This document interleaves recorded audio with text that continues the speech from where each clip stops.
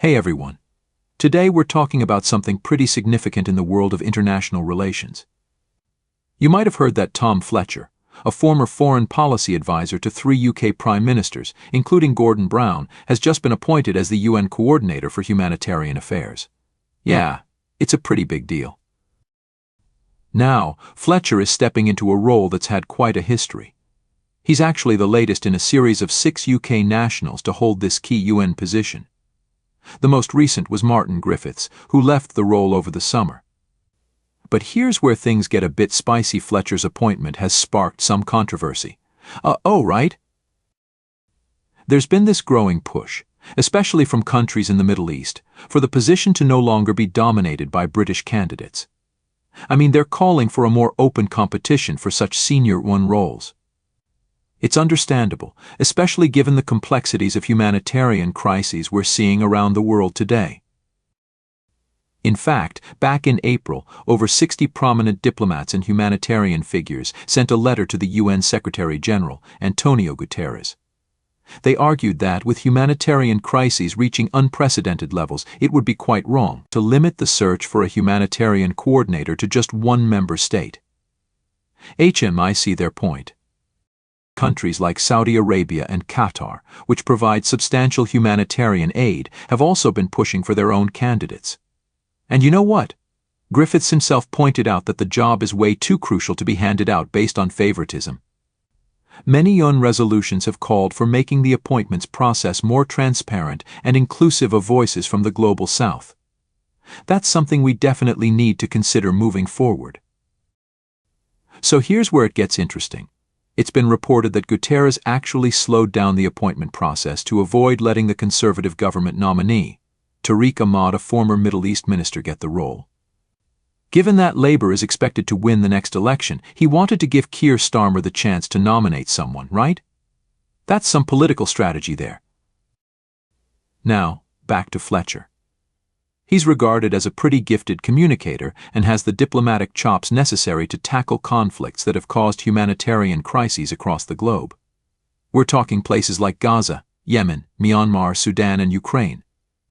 The role isn't just about raising funds, it's also about resolving the political conflicts that lead to displacement and hunger. That's no small task. And guess what?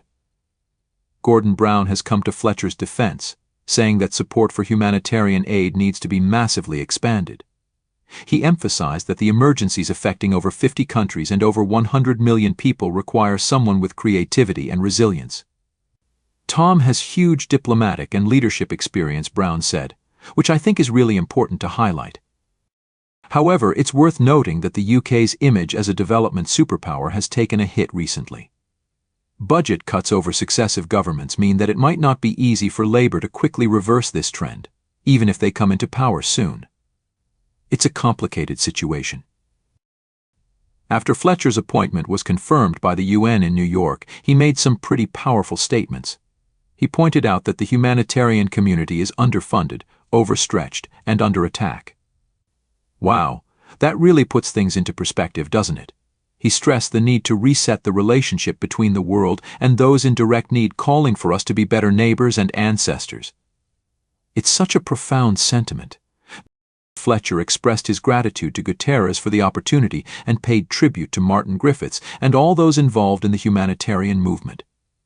He emphasized that he would defend humanitarians and the core humanitarian values that guide their work. It's clear he's stepping into this role with a strong sense of purpose. Now, speaking of purpose, Fletcher's appointment is just one of several key appointments that Keir Starmer will need to make if Labour takes over. We're talking about positions like Cabinet Secretary, National Security Advisor, and British Ambassador to Washington. Those are some major roles. When it comes to the ambassador post, things are heating up with 4 candidates in the running. We've got Peter Mandelson, Tony Blair's former communications chief David Miliband, a former Foreign Secretary Valerie Amos, the former International Development Secretary, and Catherine Ashton, who was the EU's Foreign Affairs chief. It's quite the lineup, right? And get this, Mandelson is also vying for the position of Chancellor at Oxford University. He's been told there's no prohibition against holding both roles. That could lead to some interesting dynamics, huh? Now back to the UN. The current UK ambassador, Barbara Woodward, is being considered for the National Security Advisor role, along with Ollie Robbins, a senior civil servant, and Matthew Rycroft, the former permanent secretary at the Home Office. There's a lot of movement and potential changes on the horizon, and it's going to be fascinating to see how this all plays out.